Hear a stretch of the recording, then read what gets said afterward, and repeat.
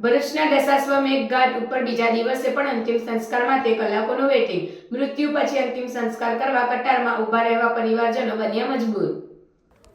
ભરૂચમાં હવે સ્મશાનમાં પણ અંતિમ સંસ્કાર માટે કતારમાં ઊભા રહેવું પડે તેવી નોબત આવી છે. દશાશ્વમેઘ ઘાટ પર આવેલા શાંતિવન સ્મશાનમાં 3 જ ચિતા છે.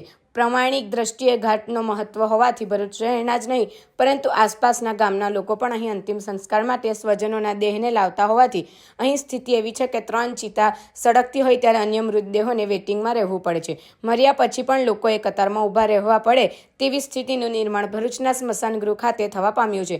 ગત રોજ પણ 9 જેટલા પાર્થિવ દેહ એક સાથે આવી જતા પરિવારજનોએ લાંબો વેટિંગમાં રહેવું પડ્યું હતું. ત્યારે બીજા દિવસે પણ 7 જેટલા પાર્થિવ દેહ હોવાના કારણે આજે પણ પરિવારજનોએ વેટિંગ કરવું પડ્યું હતું. ગુજરાતમાં વિકાસની ગાથાઓ આમ તો જોરશોરથી ચાલી રહી છે પણ વાસ્તવિક સ્વરૂપમાં તેનાથી ઉલટું જોવા મળે છે. ભરૂચમાં નર્મદા નદી કિનારે આવેલા દશાશ્વમેઘ ઘાટનું પૌરાણિક ધાર્મિક મહત્વ ખૂબ જ છે. અહીં પાંડવોએ અશ્વમેઘ યજ્ઞ કર્યો હતો અને એટલા માટે જ આ જગ્યાને પવિત્ર ભૂમિ માનવામાં આવે છે. અહીં નદીમાં જ શાંતિવન સ્મશાન ગૃહ આવેલું છે. ભરૂચના દાંડિયા બજાર વિસ્તારમાં આવેલ દશાશ્વમેઘ ઘાટ પર અંતિમ સંસ્કાર કરવાથી મુક્તિની પ્રાપ્તિ થતી હોવાથી માન્યતાના પગલે ભરૂચ શહેર સહિત ગ્રામ્ય વિસ્તારમાંથી શાંતિવન સ્મશાન ખાતે અંતિમ સંસ્કાર માટે લોકો આવતા હોય છે પરંતુ સ્મશાન સુવિધાઓનો અભાવ જોવા મળે છે. દશાશ્વમેઘ ઘાટ પરના શાંતિવન સ્મશાનમાં માત્ર 3 જ ચિતાઓ છે પરંતુ એક સાથે પાર્થિવ દેહો આવી જવાના કારણે ઘણા સ્વજનોએ પાર્થિવ દેહ સાથે કલાકો સુધી વેટિંગમાં બેસી રહેવું પડે છે. એક ચિંતા પૂર્ણ થયા બાદ તેની સાફ સફાઈ કરીને બીજા પાર્થિવ દેહને વિધિસર અંતિમ સંસ્કાર કરવા પડે છે. આ પરિસ્થિતિથી લોકો ત્રાહિમામ પોકારી રહ્યા છે. સ્વજનોમાં રોષ સાથે જણાવવામાં આવ્યું હતું કે આટલા મોટા વિકસિત ભરૂચમાં દશાશ્વમેઘ ઘાટ પરના સ્મશાન ગૃહમાં 3 જ ચિતા હોવાના કારણે અવારનવાર આવી તકલીફોનો સામનો પરિવારજનો અને સ્વજનોએ કરવો પડે છે. જેથી વહેલી તકે આ સ્મશાન ગૃહને વિકસિત કરવામાં આવે અને ચિતાઓમાં વધારો કરવામાં આવે તેવી પણ સ્વજનોએ માંગ કરી છે. આ બાબતે સ્મશાનમાં કાર્ય કરતા ધર્મેશ સોલંકીને પૂછતા જણાવ્યું હતું કે નગરપાલિકા દ્વારા થોડા સમય પહેલા ચિતાઓ માટેની જગ્યાઓની માપણી કરવામાં આવી હતી પરંતુ અત્યાર સુધી તે કામ શરૂ કરવામાં આવ્યું નથી.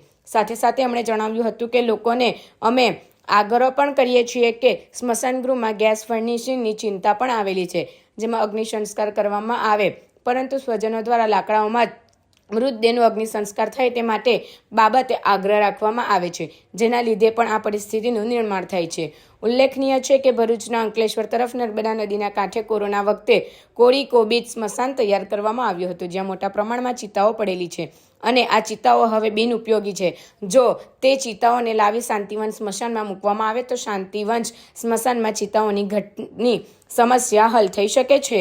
આ બાબતે નગરપાલિકાના પ્રમુખ વિભૂતિ યાદવને પૂછતા જણાવ્યું હતું કે શાંતિવન સ્મશાન ગૃહ ખાતે જે હાલ સમાચાર થઈ રહી છે તે અમારે ધ્યાને આવેલી છે જેને લઈ અમે એનો ડીપીઆર અને ડિઝાઇનની કામગીરી હાથ ધરવામાં આવી છે. ડીપીઆર અને ડિઝાઇનની કામગીરી ત્વરિત પૂર્ણ કરીને સરકારમાં આની દરખાસ્ત મૂકીશું. ગ્રાન્ટ આવતાની સાથે જ કામગીરી શરૂ કરી દેવામાં આવશે. નમસ્કાર. દશાશ્વમેઘ ઘાટ સ્મશાન પર જે અત્યારે સમસ્યા થઈ રહી છે એની માટે અમે કામ કરવા માટે તત્પર છીએ અને એનો ડીપીઆર અને ડિઝાઇનની કામગીરી અમે હાથ ધરી છે અને ડીપીઆર અને ડિઝાઇનની કામગીરી પૂર્ણ થશે એટલે તાત્કાલિક ધોરણે અમે સરકારમાં એની દરખાસ્ત કરીશું અને સ્મશાનને વ્યવસ્થિત રીતે એને બનાવીશું જેથી કરીને લોકોને તકલીફ ના વેઠવી પડે અને સારી રીતે એનો ઉપયોગ કરી શકે. ધર્મેશભાઈ, હાલની અંદર 2 દિવસથી સ્મશાનમાં વેઇટિંગ ચાલી રહી છે, એની પાછળનું મહત્વનું કારણ શું છે? મહત્ત્વનું કારણ એ છે કે ગઈકાલે પણ 12 બોડી હતા, આજે પણ 7 જેટલા મૃતદેહો છે. ગઈકાલે 12 બોડીમાંથી એક જ બોડીનો અગ્નિ સંસ્કાર ગેસ ફર્નેસમાં થયા હતા. જ્યારે કે આપણી પાસે ગેસ ફર્નેસની સુવિધા છે, ભણેલા ગણેલા લોકો પણ ગેસ ફર્નેસનો ઉપયોગ કરી નથી રહ્યા. તમે જોઈ રહ્યા છો આ ગ્લોબલ વોર્મિંગની અસર. ખરેખર ગેસનો ઉપયોગ કરવો જોઈએ. ભણેલા ગણેલા લોકો પણ આનો ઉપયોગ કરતા નથી. એક ચિતાને લાકડા પર બળવા માટે 2.5 થી 3 કલાક થતા હોય છે તો 12 જેટલા મૃતદેહો હોય તો પછી વેઇટિંગ જ કરવાનો વારો આવે એવી પરિસ્થિતિ સર્જાતી હોય છે. અહીં આવેલા જે લોકો હતા કાલે ડાઘો તે લોકોની માંગ હતી કે આ બીજી ચિતાઓ વધારવી જોઈએ એવું નગરપાલિકા તેમજ અમારા રોટરી ક્લબને એ લોકોએ એક માંગ રૂપે કહેવામાં આવેલું. નગરપાલિકા દ્વારા કદાચ માપણી પણ કરી જવામાં આવી હતી. હા, આની પહેલાં માપણી થઈ હતી એવું મારા જાણવામાં હતું અને માપણી કરી બી પણ ગયા હતા. 3 જેટલા બીજા મૃતદેહો બાળી શકાય એવી ચિતા બનાવવા માટેનું 5 દિન સુધી કશું એની પર અમલવારી થઈ નથી. હું ચિરાગ ભટ્ટ જાડેશ્વરથી આજરોજ અહીંયા દશાશ્વમેઘ ઘાટના ઓવારે મારા બનેવીશ્રીના અગ્નિ સંસ્કાર કરવા માટે આવ્યો છું. તો મેં જોયું કે આવ્યો ત્યારે જ લગભગ અડધાથી પોણા કલાકનું અમારે માટે પણ વેઇટિંગ હતું.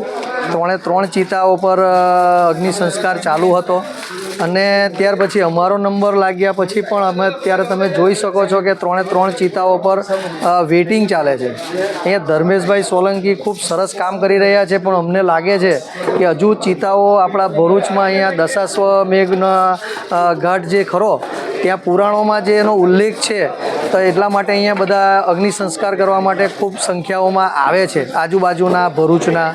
તો હું આપશ્રીને અમારા વતી આમ આદમી વતી વાત કરું તો અહીંયા અગ્નિ સંસ્કાર કરવા માટેની જગ્યાનો થોડો વિશાળ કરે અને થોડું રિનોવેશન કરે કે જેથી આવનારને અહીંયા ખરેખર જે આત્મા અહીંયાથી અગ્નિ સંસ્કાર કરીને જાય છે તે પરમાત્માને મળે.